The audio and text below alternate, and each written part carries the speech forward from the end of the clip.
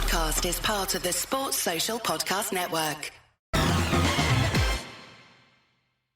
Welcome back to the 1905 podcast. Joe and I doing this in person for the end of season. I guess you call it the awards, Joe. It doesn't feel like the awards, does it? It feels like more like a review because I'm not sure there's many that deserve an award. But before we go into that, how are you? Yeah, I'm very well, mate. I'm a little bit exhausted from my early start of work, but pleased to be getting this part of the season done and dusted and out of the way so we can move on to brighter things, hopefully, next season. Exactly. I feel, 10 days since the end of the season, and I just feel a bit relieved not to have to go back into that. And we're about to do it, actually. We're about to go back a little bit and talk through the season, but I'm like, we can move forward now. Life under Alonso will be sweet. Everything's going to be good. We're going to do awards, but before we do our end of season awards, I thought we could do a quick fire run through of some of the news and various bits that have been around since we last recorded, which was obviously reflecting on that Sunderland defeat. The new kit. These new kits are rumoured for so long now that you know what they look like before they hit the shelves. The home kit was released this week in usual kind of crazy fashion. I really like it. Personally, I know it's got some mixed views. I'll give my view and then let you come in, Joe. I really like it, and I've been calling for this kind of more simple lion badge to be used on the kit for a while, so I really like that. But I will say, to have for the third year running a new kit launch where you still don't have a sponsor on the shirt is mental, and it is just ridiculous. And I remember us having a chat after the Club World Cup last summer going like, oh, Chelsea's shopping around now, the budgets have gone out, we can go and get a really big name sponsor. Do you remember all the big companies that were linked to us? Nintendo might do it. It will be like Adobe and all these guys. And then here we are again, not with a sponsor on a kit launch. It is mental. But anyway, what do you make of it? Yeah, I like it. I did enjoy seeing it come out. Nike have been awful when it comes to kits, I think, for Chelsea. I've not really liked many of them, I'll be honest with you. The ones I had liked, I've liked because they were a bit better than the ones that we had before. So there was a very low bar, is what I was trying to say. This one does seem a lot nicer, I have to say. I always think my kids like it and they loved it. So I think that's a good start. I think kits are aimed at kids, right? Generally speaking. And if they like it, we buy it. So I think they hit the nail on the head with that one. Be interested to see what the other two look like. What do you think of the Club World Cup badge being on it again? Because I think this is it's dividing people. I think I really loved it last year when it was on there because it was like, oh, this is great. We've just won it. Can continue to milk it. I'm a little bit now, having finished 10th in the league, not even in Europe next season, seeing that on the kit launch to me was a bit like, oh, I don't know if I like that. What do you reckon? I don't know. I think every other club in the world would milk the life out of it. I just feel like they would. So why are we embarrassed? We went there, we played the tournament, we won it. I just think stick it on. I know it gets a little bit of stick because it's so big and all the rest of it, but I just think if they could maybe tone it down even like another 20%, it would look better, and maybe move it out of the middle. Just even from the back of the shirt at the top, maybe behind like between the shoulder blades or something like that, just something there. I suppose the names of the shirt would go there, of course, but something that's not so prominent right in the middle of the chest. But I don't hate it, I'll be honest with you. I think why not remind people you're the world champions? And I know we had a poor season last year, but yeah, I'm not against it. No, fair play. One thing that Chelsea don't ever seem to put on their shirts, and I'm a big advocate for doing this, I don't really know why we don't. I'm such a big advocate for it that it's on basically all of the 1905 podcast branding that we do, is to have our 2 gold stars on the badge. And we never have that on the kit, which I always think is a big shame because I'd be all over that. I think PSG's new kit's going to have it. I think Forest use it quite a lot. I think Bayern Munich do it if they got 3. I'm personally a big fan of that. But one club who can't put a gold star on their shirt is, of course, Arsenal. So, Joe, I was at a wedding during the game, but what was your viewing of the game? Where did you watch it and what did you think of the Champions League final? Firstly, just your first question there, I also like the stars and I would like them to put it on the shirt because I just think, again, why not? Everyone else does it, why don't we do it thing? So I agree with that.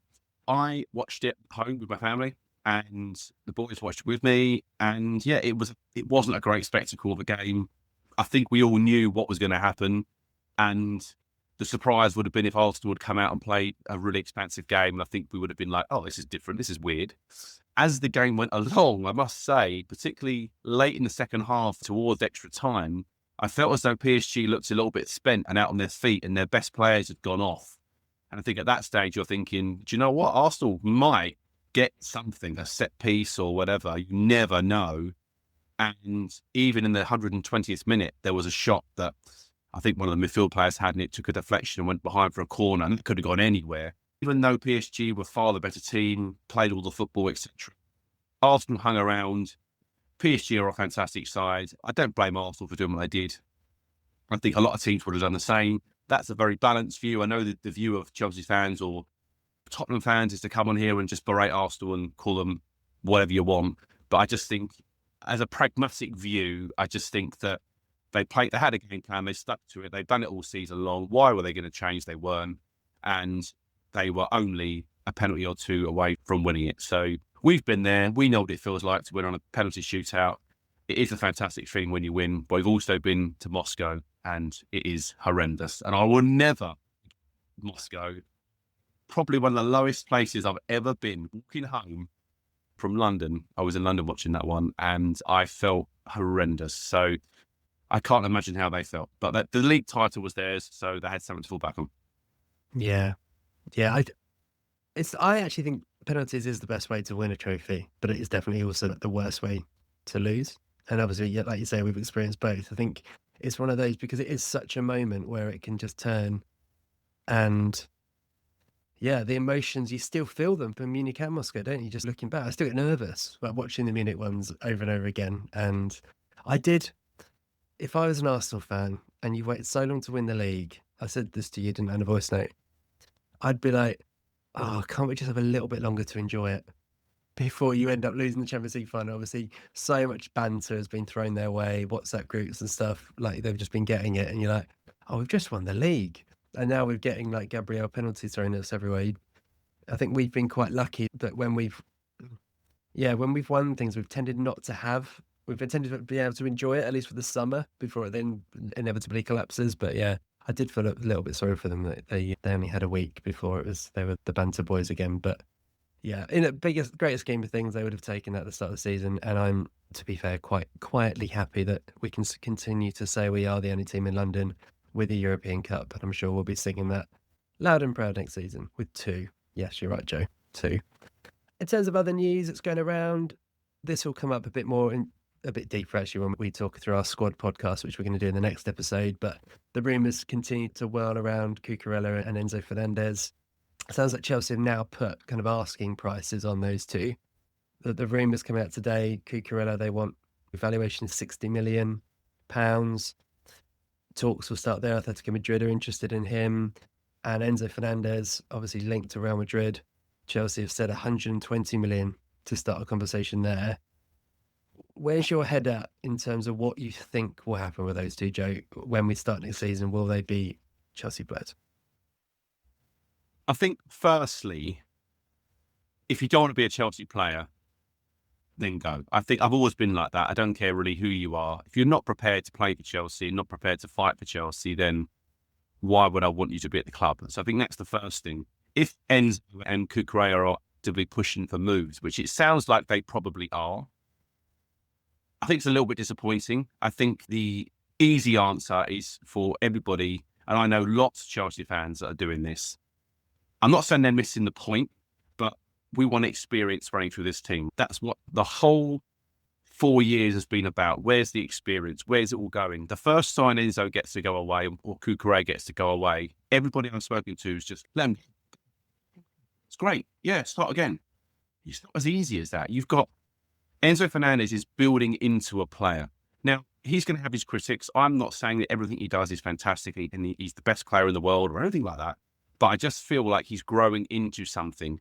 We did this with De Bruyne. We did this with Salah. The moment we think they're no good, or perhaps they get to a certain point, we think they're not going to get past that ledge, if you like, to make them into a superstar, we get rid of them. It's like they go to somewhere else and they're fantastic. I think that Enzo himself forgets that in the racial slurs that you had with the French team after winning the World Cup, the Chelsea fans backed him. His teammates forgave him and backed him.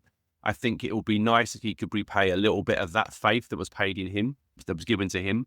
I think Cucurella, 18 months at the club where he was absolutely horrendous, like just so bad. And there were some circumstances around that with his child, which you've spoken about before, going through autism and what have you, that were maybe playing a factor in that as well. But his performances were so bad. Everybody wanted him out of the club. And now, again, the first sign of Chelsea in a negative place, he wants out. I just think that these players were part of the mess. They might not have been the sole reason, but they were part of the mess in the first place that got Chelsea to 10th position. Chelsea needed 6 points from their last 9 league games, and they got 4, and that was to qualify for the Europa League. That's how poor those players have performed. And if I was a player, because Chelsea players are going to be paid handsomely regardless, right? Real Madrid might pay you 50 grand mil or something, but equally, you're getting paid handsome money. I wouldn't want to leave my team in the shit state that they've left them.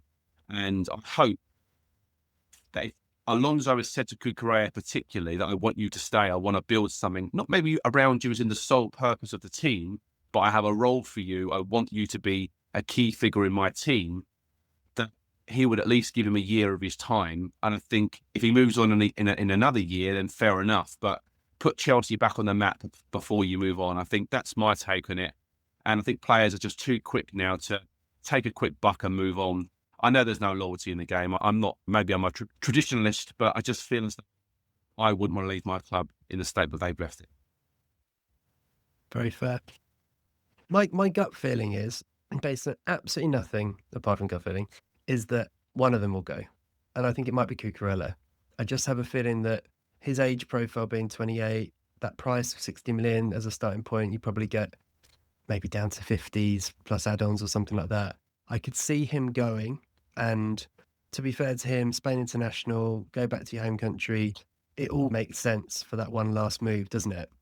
With Enzo, I think it's much more difficult because of that price tag. And if Chelsea are strong in it, which they should be, people talk a lot about these long contracts, but one of the benefits for the club is we are in no rush to sell him.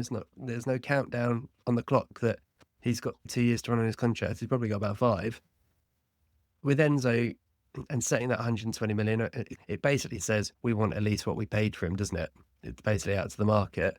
I don't know.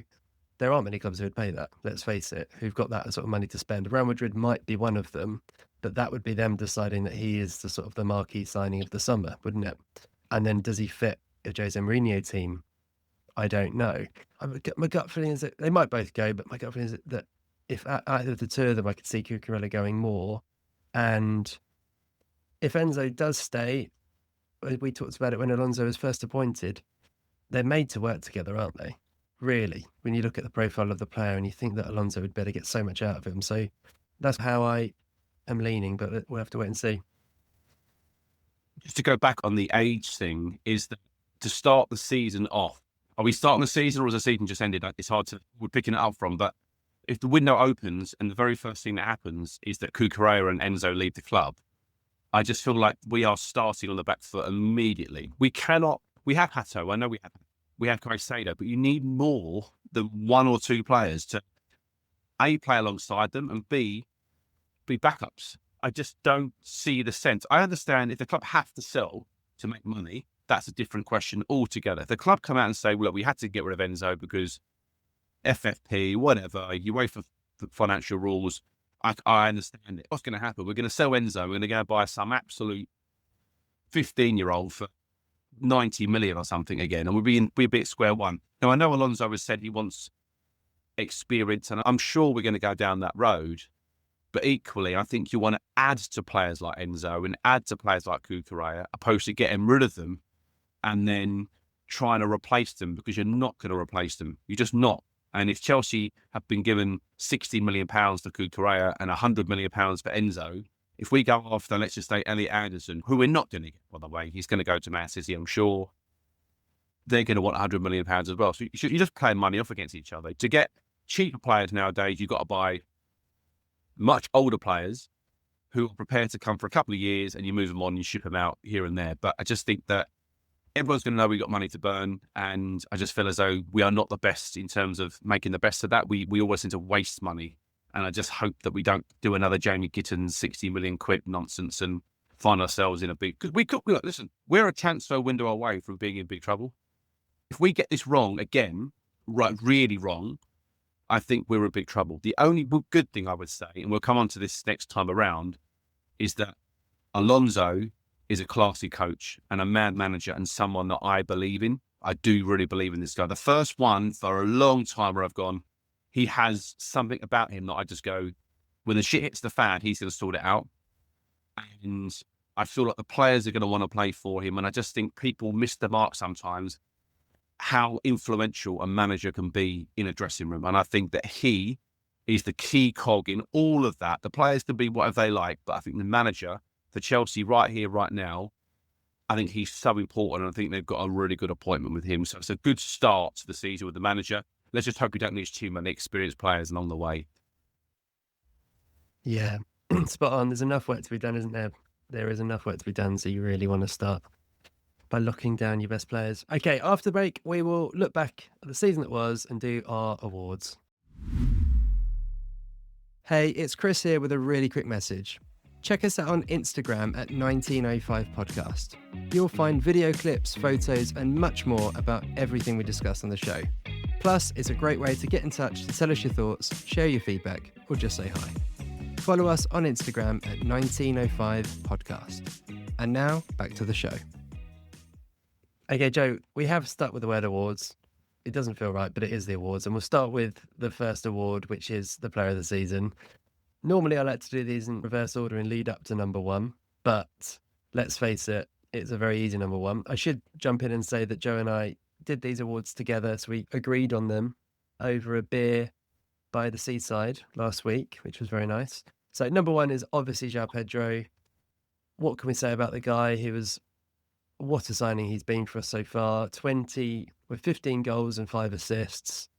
He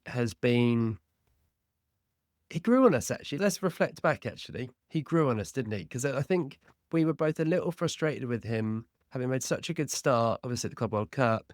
Around November time, when you look back, December, we were like, he's frustrating because he's playing that number 9 role. Is he a number 9? Should he be playing as a number 10? Is he holding the ball up well enough? We wanted a bit more.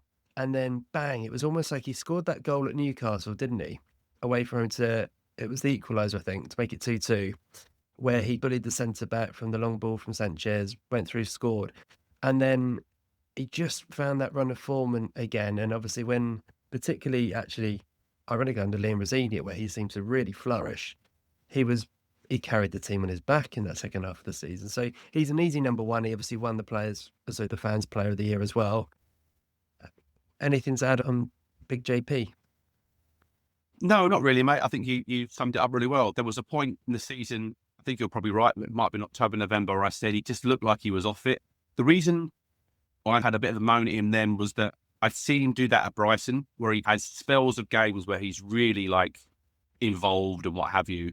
And then all of a sudden, you don't see him for a month, and then suddenly he pops up with a penalty for Brighton. You're like, oh, okay, he's still around.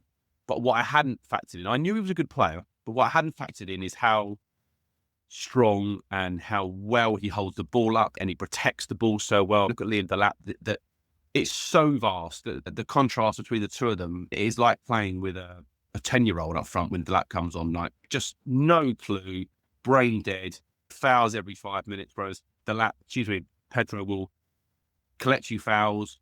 He holds the ball up very well. He links the play. He can score a goal. He can head the ball, gets volleys. He's got everything. He scored every type of goal this season for Chelsea. The one you just mentioned there against Newcastle, where he has to run more or less from the halfway line, hold people off and score a goal. He scored overhead kicks and he has everything about his game. And I think that if he can be worked on in the summer and we can get a strategic plan around our attack, because last year there didn't seem to be one, particularly towards the end, I think that he's going to flourish, and I really hope that we can build on him. Yeah, he's the one. We talked about losing players earlier in the pod. Chelsea have already locked down that, haven't they, in terms of there was massive interest from Barcelona. Deco flew to London, didn't he, to talk about players, and it sounds like Chelsea were like absolutely not even having the conversation, which is reassuring. Number 2 on the list, I'll let you speak on this guy. We've already mentioned him. Enzo Fernandez. I think for anyone who was on the fence with Enzo, he's won a lot of people over this season, and again was quite an easy choice for us for number 2, wasn't he? Yes, I think we went through the whole team, didn't we? And we were literally saying to each other, who's been good, like consistently good. And we literally couldn't find anybody. It was a real struggle. Enzo pops out quite easily from the pack. I think that, did he have frustrating games? 100%. But his frustrating games weren't anywhere near as bad as, say, Cole Palmer's. Palmer had a very down year, not involved at all, looked dejected pretty much the entire season. Injury plagued maybe, but I think there was other issues at play. I think Enzo's performances were certainly noteworthy. He scored goals, he created goals, he's a real character. He does lead the team. I know the language barrier is an issue, and that does frustrate me that he doesn't speak English. He's been at the club a long time. I'm sure he knows odd words, but what frustrates me with Enzo is that he doesn't want to come out afterwards and speak to the fans in an interview, which would be good to hear from him. But I think his performances were pretty consistent. He's probably like 7 on the season, which is not saying much. I'd say, but his consistency level is probably about a 7 out of 10. And I think that watching him drift into the box and score those goals like he did, I think was great to improve upon the year before, where we started seeing him do that against Liverpool at the end of last season, if you remember, when he scored that wonderful goal with Enzo Maresca. And I just think he was just good enough. I think he was good enough to finish second. There was no one else that I could think of that could be above him. And yeah, I think he was just pretty sound. Number 3 was harder. So we'll do mentions. I'll run through a few of the mentions of people we discussed. Casado, we were like, oh, he started the season brilliantly. Going up to that Arsenal game, was that around end of November, early December, he was in the conversations for the best midfielder in the league and Europe. He was that good. Got that red card. He'd never looked the same player again, and I think he just looked knackered by the end of the season. But so we were like, hey, he was a decent first half of the season player. You can invert that for Hato, who started slowly in his Chelsea career, maybe a few concerns if he was going to settle at all, and then finished the season like a train. And Joe, I know you're a huge fan. We talked about him before, but Hato ended the season really well, but probably not enough to go in for the whole season. Andre Santos has had moments, but again, been in and out of the team a little bit and never really locked down his position. And so both of us ended with number 3, and I don't think we would have predicted this a year ago. Big Rob Sanchez as our number 3 for player of the year. He's all right when he kicks it long, isn't he? Keep it simple for him. Just say boot the ball out the penalty box, and he's all right. Oh, we laughed, didn't we? We were like, I think it's actually, I'll tell you how this happened. So Chris said to me, so who's your third then? And I said, I think you're going to laugh, but I think it's Rob Sanchez. And I was expecting you just to go, piss off. And you were like, yeah, I think you're right, which really amazed me. I thought you were going to go against me. But I think Sanchez, look, does he have an error in him? Absolutely. Do I want him as our starting goalkeeper next season? Not ideally, but if it had to be him and we had an improved squad, improved starting 11, I think I could cope with it for another season. Again, you're right. I think when he keeps it simple, he looks a much better goalkeeper. I think the managers have now realised that's what they need to do with him. And yeah, he's still going to frustrate me because next season he's going to throw some goals in when you're playing well and you're going to go a goal down when you should have been 2-0 up or something. But I think Sanchez, to be fair to him, he was pretty consistent all season long. He didn't really let us down too much. A couple of dodgy games, for example, the Arsenal game where in the League Cup where he doesn't come out to make that save and it goes across the goal, they tack it in the back post. Weird little things like that. He still has that in him, but I think overall, I think he was by far and away our third best player, which is not saying much for this Chelsea team at all. Yeah, but this list was much easier to come up with names for. Most disappointing player of the season. We'll do this differently. We'll do the honourable mentions that didn't make it into our top 3, and then we'll give you our top 3. So honourable mentions, I'll chuck out 4 names, Joe, and then if you want to speak to any of them. Malo Gusto. It's become the anti-friend of the show. Will he stay next season? We'll have to wait and see. Jamie Gittins, as he basically hasn't even got his Chelsea career started, has he? Started, I think one of my favourite quotes of the season from Joe was, he looks like he's won a competition to be there. He looks shocked to be on the pitch. And then obviously got himself injured. That hasn't been seen since. Maybe one of the Chelsea players in this squad who divides and is divisive more than any other, I would say, in Pedro Neto, who again, on this podcast in the last 2 years, we've had moments with like really Neto. He can really buzz around and be effective, and he absolutely drives you mad at other times. And he's been so up and down with his form this season. And then the other man who didn't make it to the top 3 in the list, but we had to mention, is Cole Palmer, who, yes, he's had injury issues this season, but is still so far and away from the Cole Palmer we all know and love, and obviously didn't make it into the England squad for that reason. But anything you want to mention about those guys, Joe, and then maybe anyone else? I suppose Gittins, because we haven't really spoken about him for a long time because of his injury. I think that you said it great. You said a stay of execution. I think had Gittins continued to play this year, I think he'd have been almost at the top of this list, not far away from it. But because he got injured and because he's been in the background, we've just let him drift away, haven't we?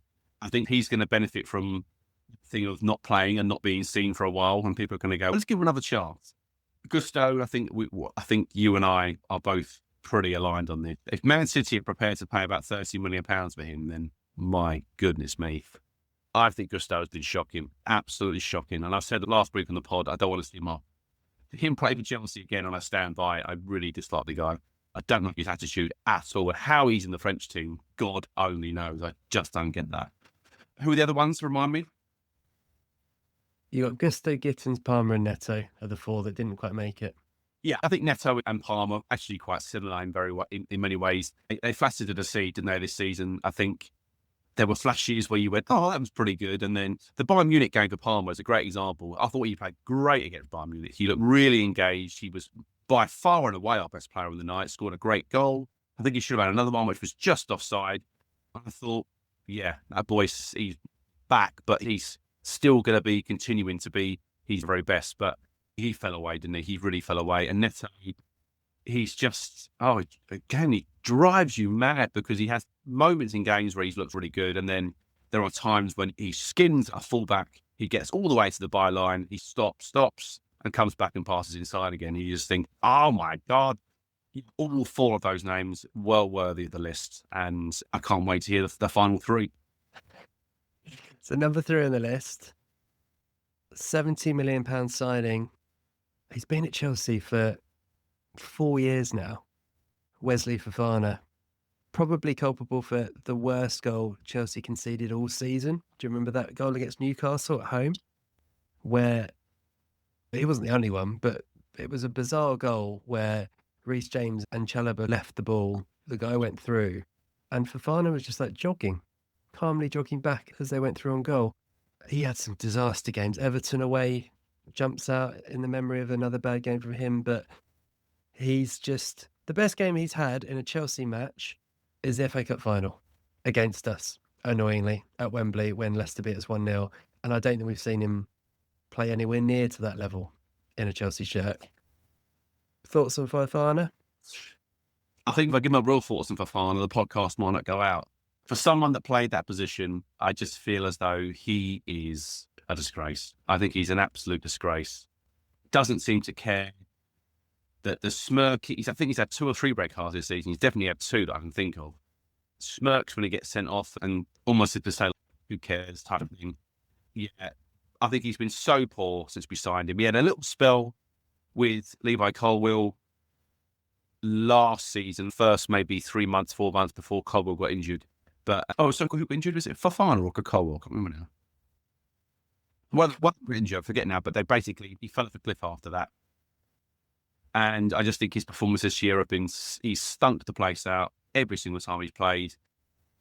The way he's Bill Augusto, it's the attitude as well. I can't stand. It's not so much the performances. Anyone can have a bad game. That's fair enough. But I think the way you go about it is, for example, when Mark Cucurella has a bad game, you can see that he cares and he's annoyed by it and he's frustrated with himself. And I think you can forgive it, can't you? And I think Fofana, he has a bad game and you just know he's just going to go and play PlayStation after the game and see his silly mates and whatnot. So, yeah, I just think that he's been a massive disappointment, really disappointed in him. £70 million down the drain. What will we get for him? What would you, if you had to put a figure on it right now, if you were to sell him tomorrow, what would we get for him, do you think? I think, do you know what one of the problems with him is? A little bit like we had with Chilwell and Sterling. He's of the higher salary category as well. I think he's in 200 plus. So I think you almost have to factor that into the the calculation of you're probably going to have to take a lower wage because a club will be like, if we're going to have to pay certain wages, we're going to have to pay a lower fee. I think if you got 30 million for him, I'd be happy now. I think you've lost half. I think you've lost half on him. I think you're in Disassi money. I think you're like 20s. I do already. I really think that. I think he's so poor. I think everyone's seen it as well. Everybody's seen it. Everyone I spoke to that look, football clubs are stupid and owners are stupid. We know this. But I think football fans aren't daft. And everybody that I spoke to about Fofana, the first player they come to me, they say, Fofana, how bad is Fofana? I think, bloody hell, everyone's actually watching us. Yeah, he's been dismal and, yeah, very worthy of the list. Yeah, said. Number 2 on the list, Alejandro Garnacho. Came in, big moment when he signed, did that sitting on the billboard thing, didn't he? And again, he's one. I thought he started pretty well in a Chelsea shirt. And there were enough moments early on where you could look at him and go, yeah, that's why we've got him. Because he scored some goals, again, mainly in the League Cup, should be said. Like at Cardiff, he had a good game, didn't he? Got a couple of goals. He scored, obviously, the 2 goals against Arsenal in the semi-final to kind of keep us in the tie. But you were looking at him thinking, no, you can see why he gets goals and assists. But my God, he just fell off a cliff, didn't he, in terms of his production? And he was basically a liability every time he came up on the pitch, I felt, for the last half of the season. Finishes the season with, in the Premier League, 1 Premier League goal and 4 assists in 24 matches, 14 of which he started. What do you want to add? Have you ever seen a player look more sad than Garnacho? He looks like a lost little boy, doesn't he? Yeah. I, like you, I must admit, I thought for the opening games of the season, I thought actually he doesn't look that bad. As in, I think I'm not saying that he was going to be a world beater, but I thought he might be okay and he might grow into his game. And by the end of the season, we might have seen a bit of progress. But every manager that came in just seemed to put him on the bench. No one seemed to back him, which is just weird. Usually someone likes you. In football, when a door opens, another one closes type thing, or one closes, another one opens, I should say. And with Garnacho, they were just constantly shut the entire time. And it was just a weird one. He'd never seemed to get on the fan side. We didn't really seem to love him, did we, as a fan base? Yeah, he was a flat track bully. I remember he was scoring 2 goals against Cardiff, goal against Wrexham, etc. So he was good in those games, or certainly made an impact in those games. But I think the only game that I can give him credit for was with the Sunderland game, when I think that's his only goal, where he skinned the fullback and put that shot across the goalkeeper. And you went, okay, that's a bit more like it. We haven't seen a winger do that for a while. And we never saw it ever again. Literally never again the whole season. And like you say, he just become a substitute, a warm-up merchant. And when he did come on, I mean, those last couple of games, particularly Spurs at home, I've never seen a player look so bad in all my life. It was so awful. I was scared to get the ball. And I just think that we need to cut our losses with Garnacho. I'm sure he's a lovely guy, but I'm sorry, enough is enough. I've definitely seen enough of Garnacho. Yeah. If you can get your money back from him, you would. And you look at him and think, I wonder if he went to Germany or a Spain, especially Germany, where there's a little bit more space, you probably get 15 goals out of him a season. A little bit like when Anthony went to Spain, didn't he? And suddenly became a real player again. I just think you just can't see him. He doesn't look to me like, from what I've understood about Xabi Alonso, he doesn't look to me like a Xabi Alonso player. I think he'd drive him mad, the amount he loses the ball as well. And yeah, have you also, I'll put this on our Instagram, because if you don't follow us on Instagram yet, then please do. But have you seen his tattoo, Joe? He's just got the most insane tattoo on his back of the Joker. He's a bit like Enzo Fernandez, he's covered in tattoos, but the tattoo of the Joker on his back is absolutely mad. And you go, yeah, that guy has got a screw loose. I'm just looking at that and go, like, he's mental. Right. Number 1 most disappointing player on the list. People are probably listening to pod shouting his name out because we haven't mentioned him yet. When we did a podcast about a year ago, we just signed him and we were really full of hope about this guy, that he had torn us apart when he played against us last season. We thought he was going to give us something completely different up front. Even he's given us something very different up front. I'm not sure he's been playing football. Liam Delap. Joe, he's a thug. I'm not sure he's a footballer. He's a bouncer. He's a nightclub bouncer. He's a jacket potato. He's a pile of shit. Has there ever been... Oh, there is. I've said that twice today already. I was going to say, has there ever been a worse football player that we've signed and we were so excited about? But goodness me, what a terrible season. It, again, a bit like Garnacho.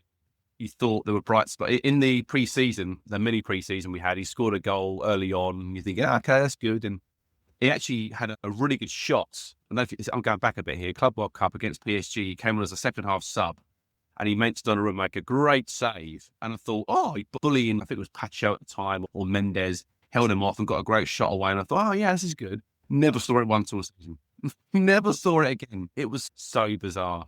I think we are going to come on to this in the next pod about sort of players to be sold and kept, etc. But I think with Delap, I still maintain that it's not worth selling him because he's at his lowest value ever right now. If we try to sell him, someone's going to say 15 million, we'll take him off your hands. We lose 15 million quid straight away. I think he has to go on loan, probably back to Ipswich, who've just come up, I think. Or maybe even Coventry with Frank. That might be a good move. Who knows?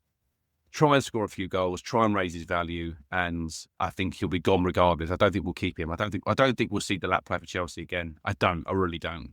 He's been so underwhelming, so disappointing. A bully, a thug, like you say, a big jacket potato, dim-witted. Oh, need I go on? Just horrendous. You can. It's been such a disappointment, isn't it? Because I think that PSG reference is such a good one because I think we thought that would be his role this year. We thought it'd be really useful as a sub to come on. João Pedro's maybe ran around for 60, 70 minutes. And then Delap, we remember us saying, God, having Delap coming at you for that last 20, 25 minutes he's going to cause all sorts of problems. And basically, he's just come on and just given fouls away and not look like scoring. He scored one goal in the league all season, which was that kind of... Do you remember the equaliser at Fulham when we had 10 men? He scored one goal, I think, in the Champions League with that third goal against Barcelona. And each time you're thinking maybe that'll be the thing that helps him kick on, but it's just never happened. He's another one, a little bit like Garnacho, where I still think, as much as we've just absolutely slated him, there is a player there. He'll go somewhere, get the right move. He could hit 10, 15 goals next season and have a very respectable kind of tally in the Premier League. But it's not going to happen at Chelsea. And certain players just do not fit the club. I don't think he suits a team where a team's going to defend deep, play a low block against you. That's not his game. He needs space in behind. And yeah, with you, he's not. Again, I don't look at him and thinking Xabi Alonso's going to be looking at him thinking, yeah, I want to have you in my squad next season. Yeah, they'll be looking for an exit. I think he's a sort of player that is a bit of a maverick in the sense that he likes to be it all about him. At Ipswich, there was no one better than him. He was probably their best player by a country mile, and that's why he shone. And I reckon the managers at the time would have been like, man, like you go and run. We paid him twice the year before, and he ran us ragged both times. I should tell a lie. The second game, he came on as a substitute for about 15, 20 minutes, and he played really well against us. The first game at Portman Road, he was everywhere. All four defenders that he played against that night, he pushed them around, fair way this time, held them off, was in behind, shooting, taking his chances. I feel like he needs to go back to a team that are going to sit and defend, lob one up to him, and he can run it into the corner, win a throw-in, and the fans are going to go, oh, that's wonderful. At Chelsea, winning a throw-in is not going to gain you much respect. Do you know what I mean? That's not what we're after. We need you to hold it up, bring others into play, be a link man. Unfortunately, I think he wants to be a bit of a Superman type of character. And I just don't think that, as we know, Nicholas Jackson, who is probably coming back to certainly see how things are with the club, and Alonso, and see if he's wanted, he is so far ahead of him, it's embarrassing. Jackson, to be loaned out last year, I know there was a problem with Enzo Maresca, so that's why it happened. But on the face of it, it looks a shocking decision. And I think with Jackson in the team, we've probably secured Champions League football because that's how much better he is than Liam Delap. Yeah, I make you right there. I make you right. Okay, next category, goal of the season. I'll do these ones fairly quickly. These didn't make our top three, actually, but I think worth an honourable mention. I think we both really enjoyed the Cole Palmer goal at Bayern Munich. It feels like a different season ago, doesn't it? It was that long ago. But that was a little sign of the old Palmer. It was a really lovely goal. João Pedro's bicycle kick against Forest doesn't make it into our top three. Obviously, it was an amazing goal, but effectively meaningless. And the top three that we've chosen all had a bit of extra meaning, but it was an amazing goal. So number three, I'll rattle through them then. You can give any comments, Joe. Number three, we've got Casado's pile driver at home to Liverpool. worldie of a goal, and obviously Chelsea went on to win that game, which was fantastic. Number 2, Esteval against Barcelona. What a night that was. I think it was definitely my favourite game of the season, and probably the proudest I've been of Chelsea for some time. That felt like we could really kick on at that point. The second goal in what was a 3-0 win. And our number 1, we've gone with João Pedro's left foot 25-30 yarder at Napoli that dragged Chelsea back into the game to make it 2-2. Was his first of the night, and then he later scored the winner to make it 3-2 and summed up the sort of performance that meant he was the standout player of the season for us. Any of those you want to discuss or mention, and any others? No, I'll just add to the winning goal there. I won't go through the other ones. It had to be João Pedro. I think he scored so many different goals for us this season. And you're right, the Forest goal is so good. But if you watch that Napoli goal back, he receives that ball, I think, from Fernandes. He's got his back to goal with the defender behind him. He holds him off, spins him, gets in front of goal and hits it 25 yards with his weak foot into the top corner to win the game, I want to say. Was it the winner? Goodness me, it was sensational. I've seen it back again today, and it gets better with every look. Yeah, a worthy winner, and I think we can move on. Well done, João Pedro. Nice one. Okay, and then our final category is moment of the season. Last year when we did this category, it was full of positive moments. It was, I think, from memory, it was Pedro Neto's winning goal at Fulham that really got Chelsea back on track to get in the Champions League. Unsurprisingly, our 3 moments of the season this year are all a bit negative. At number 3, we've got Jorgensen's mistake against PSG in Paris. Because when you look back at that point, it really feels like the moment that the season, certainly for Liam Rosini, completely collapsed, imploded, exploded, whatever you want to call it. 2-2, 70 minutes into the game, Chelsea playing really well. The big call that night was Jorgensen in goal. He gifts the goal to PSG, and then basically Chelsea forgot how to play football for about 2 months. Yeah, I think it's a huge moment. I was going to say what would have happened afterwards. We still would have got beat. I think that's pretty obvious. I think they're a far better team than we are. But just on that evening, we had a very good game, didn't we? We were very good. I think we were super impressed. Probably you said about Barcelona being your favourite game. I think it's the best we played as a team against that level of opposition. Because I think PSG are a far better side than Barcelona, in my opinion. I think that cock-up at that precise moment in time was devastating. And as you saw, we ended up conceding goal after goal afterwards, and we completely collapsed. And that probably shows you just how fragile this team is, because at 3-2, you go back to the bridge, towel between your legs, you're still in the game. 5-2, it's a different kettle of fish, and it's all over. Yeah, it was such a weird night, that one. Because we messaged each other again, this is great. And then Dembele had just come off because he was going back to fitness. You're thinking, we're doing all right here. We're a real team. And it completely collapsed.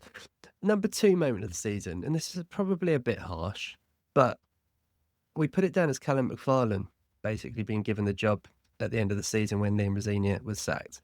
The reason that we've chosen this as number 2 is that when you look at how the table finished, Chelsea, I think, only needed, another 2 points basically to get into the Europa League, which would have been part of the season. It was 4 points, I think, to get Champions League.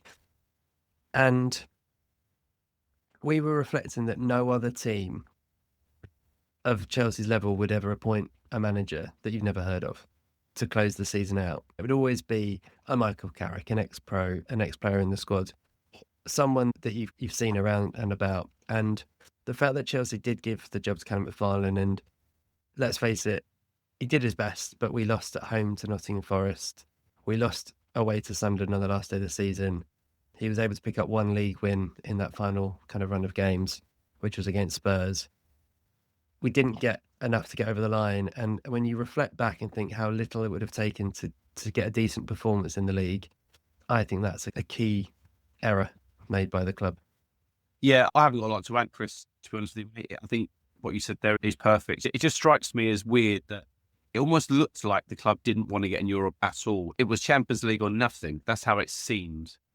I don't know how you can play games of football with 11 players plus substitutes and a manager and coaches and everything else that goes with football, all the fans that are cheering you on, and deliberately lose games. I find that almost impossible that those things can add up. But it did just seem odd. 6 points from 9 games, and they couldn't do it. That is mad. It's actually madness when you think back. Yeah, a very strange one. And I agree with you. Chelsea of old would never have appointed a guy like that. It would have been, like you say, Gazzaniga or someone to come in and finish the season as strongly as possible. And if it's Europa League, it's Europa League, and we go again next season, we go win that tournament. This Chelsea team, it just seems, yeah, that's not good enough for us. We're better than that. And I just think you're not.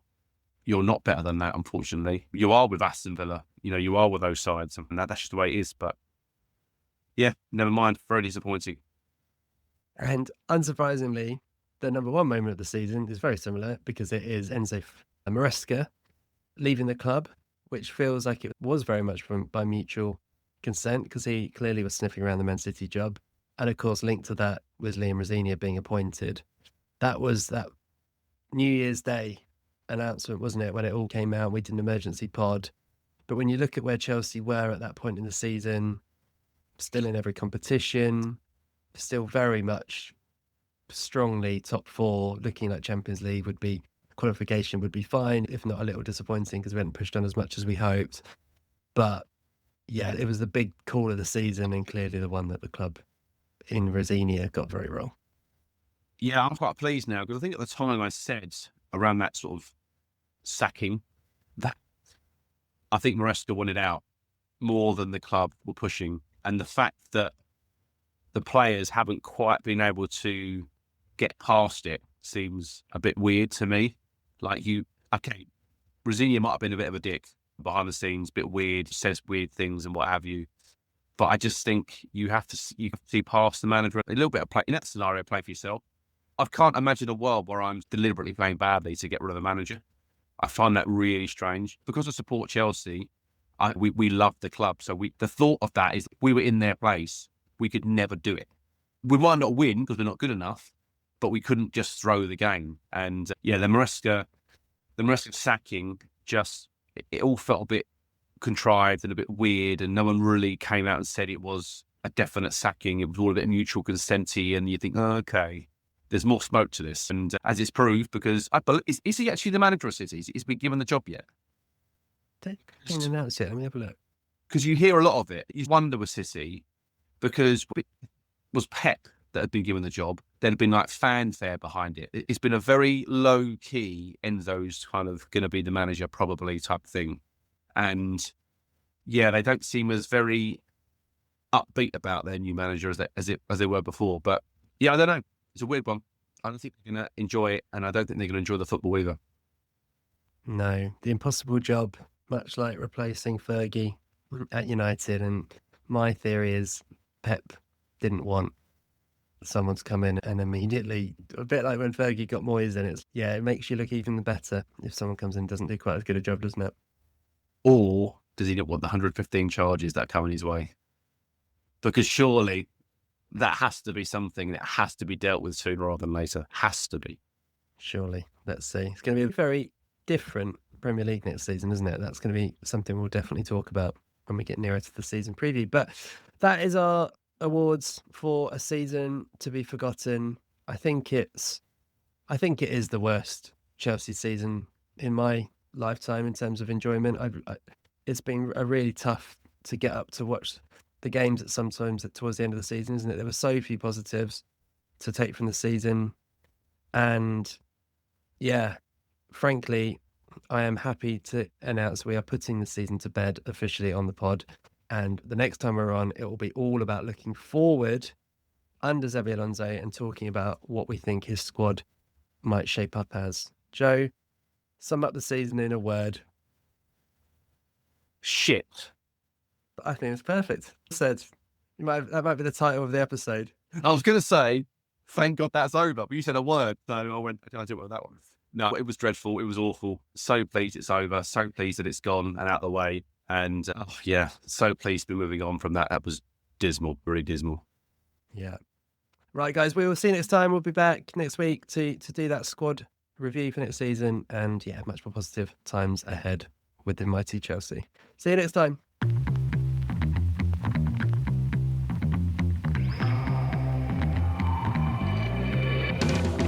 Those were the Chelsea notes for this week. If you enjoyed the podcast, do us a favour and share it with a fellow Blue. And we'd love to hear your thoughts, so leave us a review wherever you're listening. Wherever you may be, stay carefree, and remember, every little thing's gonna be alright.